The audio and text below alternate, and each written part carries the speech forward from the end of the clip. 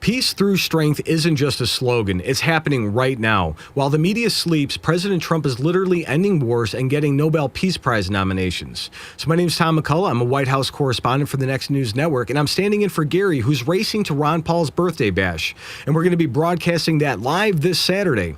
But today, Cambodia shocked the world by nominating Trump for preventing a war nobody knew was coming.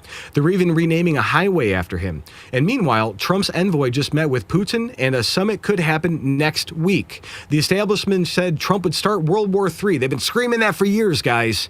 Instead, he's ending conflicts from Southeast Asia to Eastern Europe and everywhere else in the world. The peace president is delivering, so don't look away. So just as Trump brings peace through strength globally, you can bring your peace of mind to your appearance. And peace starts with confidence. And nothing ages us faster than stress, except maybe our declining collagen.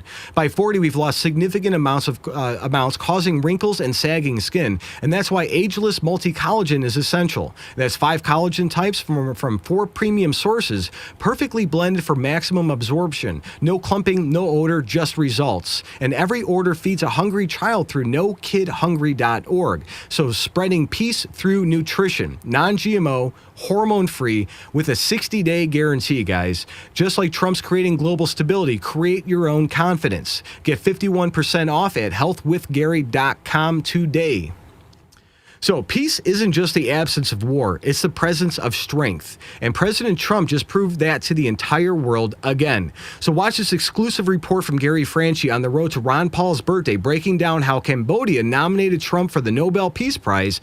This is history in the making. Off to you, Gary. My name is Gary Franchi. I'm the chief White House correspondent for the Next News Network, and I'm on a very special assignment. As we roll across Texas en route to Congressman Ron Paul's 90th birthday celebration and a stop at the InfoWars studio, a story is rapidly breaking on the other side of the world, and it's one the mainstream media refuses to touch.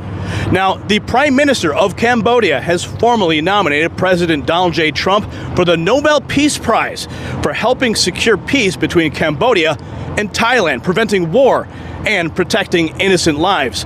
At the same time, a national movement is gaining incredible momentum across Cambodia to rename National Highway 4 as Donald Trump Highway.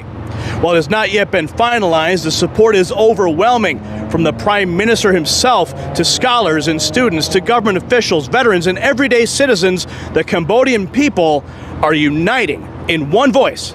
Thank you, President Trump. They see what our media ignores, that it was Trump's decisive leadership that helped deliver an immediate ceasefire and restore hope in a region long overshadowed by conflict. As a White House correspondent, I want to speak directly to the Cambodian people. Your courage, your dignity, your relentless pursuit of peace have inspired me. I've come to understand the deep pain your nation has endured, from genocide that took the lives of over 3 million people to the tragedy at the Thai border, where tens of thousands were driven into minefields or gunned down in the 1980s. And yet, out of that suffering, you have built something beautiful, a nation that is seeking peace, stability, and partnership with the rest of the world. That is why I want to visit Cambodia. I want to walk the ground where history was made.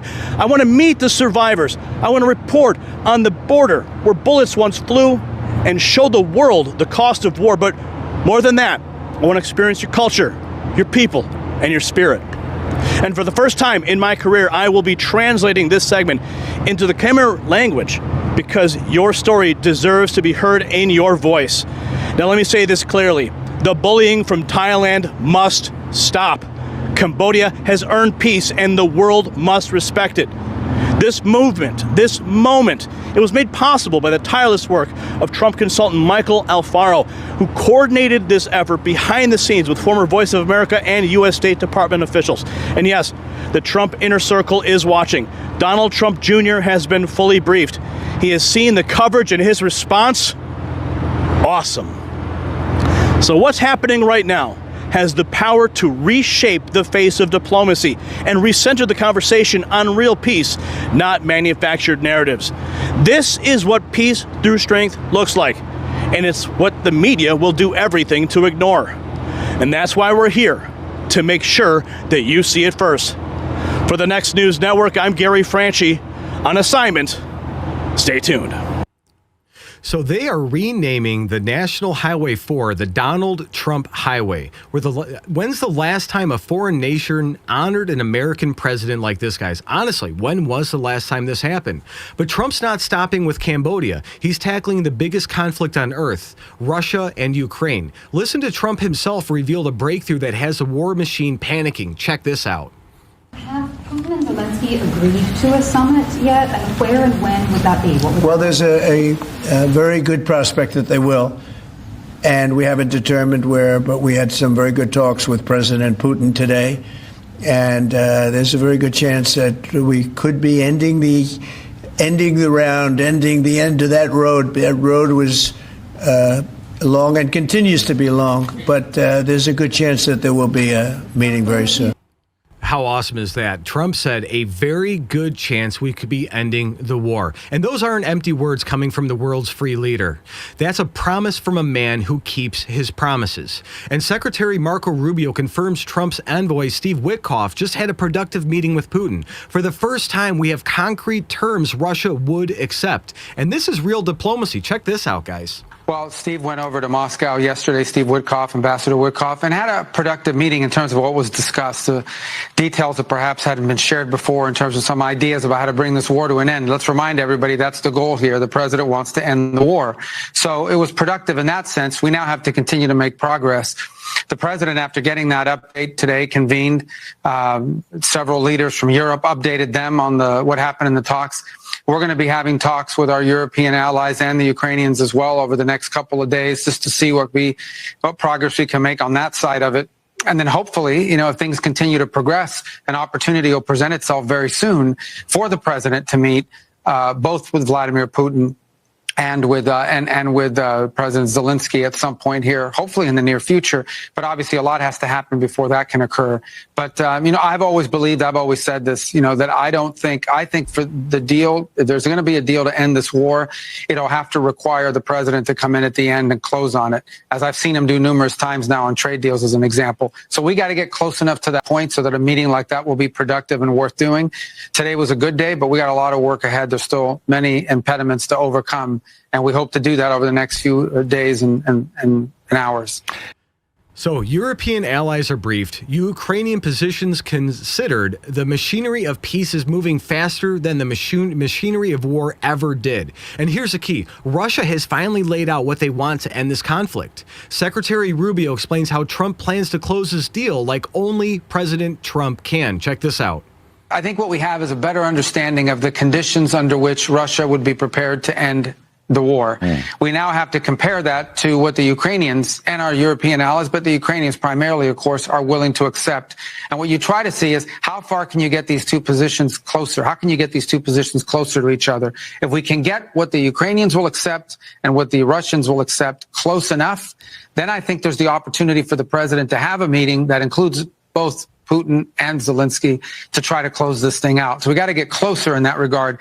But I think for the first time, perhaps since this administration began, we have some concrete examples of the kinds of things that Russia would ask for in order to end the war. We haven't had much of that to this point. Obviously, the Ukrainians have a say in this. We got to bring the two sides and the two positions close enough so that, the ultimate closer, President Trump, can get involved and make it happen. Donald J. Trump, the ultimate closer. That's what they're calling Trump, guys. From real estate to world peace, the man knows how to seal the deal. That is for sure. So Sky News is reporting the summit could happen as early as next week. And the location is possibly the United Arab Emirates. And so watch how quickly the establishment media tries to downplay this historic moment. Check this out, guys. But the White House is reporting that Russia has expressed a desire to meet with Mr. Trump personally. It follows this meeting today. Obviously, President Putin meeting Trump's chief negotiator, Steve Witkoff, in Moscow. Trump is open to meeting with Putin and Zelensky. This was first reported, in fact, by the New York Times, who apparently disclosed his plans in a call with European leaders today. Sky News understands Sir Keir Starmer was also on that call. President Trump intending to meet in person with President Putin as soon as next week, the New York Times reporting, and he plans to follow up shortly afterwards with a meeting between himself, Mr. Putin and President Volodymyr Zelensky of Ukraine. And the meetings would include only those three men and would not include any European counterparts, the European leaders who have tried to play a coordinating role on meetings, obviously to end the violence, would not be included. Obviously, Europe, the backbone of support for Ukraine. We will see what happens. Not immediately clear if Mr. Zelensky had agreed to the plan or Mr. Putin, but the White House indicating Russia has expressed a desire to meet with Trump. Whether it comes as early as next week, we'll have to wait and see. I think it's insane that no European leaders were invited. Just Trump, Putin, and Zelensky. No bureaucrats, no warmongers, just the men who could actually end this. And the United Arab Emirates connection is fascinating. Sheikh Mohammed just happens to be in Moscow as we speak, guys. Just so happens. They've mediated prisoner exchanges before. The pieces are falling into place. Check this out. I'm Bennett there. Well, let's just bring you the latest images that we have coming to us from the Kremlin. This is the meeting with Sheikh Mohammed of the United Arab Emirates. He has arrived in Moscow, arrived at the airport and has now travelled up to the Kremlin. We've just heard in the last few minutes, as Ivor Bennett was just saying in his report there, that it does now seem that the UAE is being considered as the main venue for that possible meeting between Trump and Putin. It has mediated the exchange of prisoners between Russia and Ukraine, and fortuitously Sheikh Mohammed from the UAE does happen to be in Moscow today. So that is the latest that we are hearing from the Kremlin, that the UAE is a possible location for this potential meeting between President Trump and President Putin as early as within the next week. So I think it's a genius idea to have the United Arab Emirates as neutral ground, and they are a proven mediator. And this isn't random. This is strategic brilliance. Fox News confirms what we've been reporting. Peter Doocy has the inside scoop on how Putin personally requested this meeting with Trump. And the Russians, they finally want peace. Take a look, guys. President Trump reportedly set to meet face-to-face with Russian President Vladimir Putin as early as next week. This comes right off of Steve Witkoff's meeting with Putin. Senior White House correspondent Peter Doocy fills us in on this huge development. Hi, Peter. And Martha, I see the Chiron, we're citing a report. We can confirm that report. I was just in the West Wing, and I'm told that this is what happened. Earlier today in Moscow, Steve Witkoff was told by Vladimir Putin that Putin wants to meet at some point with Trump. Witkoff then relayed that message to the president, who is open to it, the possibility of a meeting as soon as next week, if the result of that meeting will be an end to the war in Ukraine. We know that President Trump was on a phone call with Volodymyr Zelensky and some European leaders. He shared this with all of them. We don't know exactly where in the world it would be. It could be anywhere, could be at the White House, could be in a neutral country like Qatar or Switzerland or something, the people that normally host things like this. And I have a statement from Caroline Leavitt, hot off the presses, haven't seen this anywhere. It says, as President Trump said earlier today on Truth Social, great progress was made during Special Envoy Witkoff's meeting with President Putin. The Russians expressed their desire to meet with President Trump, and the president is open to meeting with both President Putin and President Zelensky. President Trump wants this brutal war to end. And so the emphasis there is on the Russians making this request, but President Trump obviously being open enough to it that there could be a global summit between Putin, Trump, and Zelensky as soon as next week. But there's also a possibility that it slides, and there's also a possibility that it never happened. So President Trump wants this brutal war to end. It's simple, it's direct, and it's powerful. No more feeding the military-industrial complex. Think about this. Biden sent hundreds of billions of dollars to prolong the war. Trump hasn't even taken office, and he's already closer to peace than everyone. He's been working on this since before he took office, and he's closer to peace than anyone thought possible. Cambodia recognizes it. Russia recognizes it. Even Ukraine is at the table. Finally, guys. From preventing war in Southeast Asia to ending the bloodshed in Europe, Trump's doctrine is clear. Peace through strength actually works. That's no apology tours, no weakness, guys. It's just results. And the Nobel Committee gave Obama a Peace Prize for doing literally nothing. Trump's actually ending wars and saving lives. Cambodia sees it. The world sees it. Only our corrupt media refuses to acknowledge what's happening right before our very eyes. So if you guys got value from this update, tap subscribe. My final thought is next.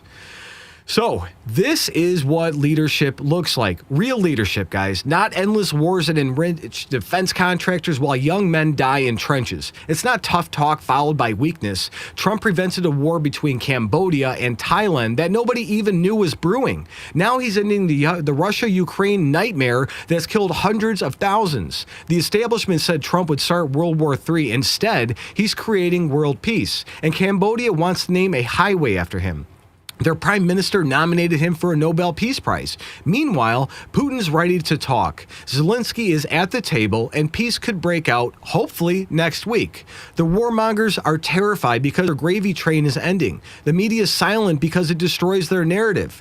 But what we see is the truth. And so here's my question, guys. Should Trump get the Nobel Peace Prize for actually creating peace? Yes or no? Sound off below and support real journalism in our merch shop. Link is in the description. Again, guys, this is Tom McCullough. Peace is winning. God bless.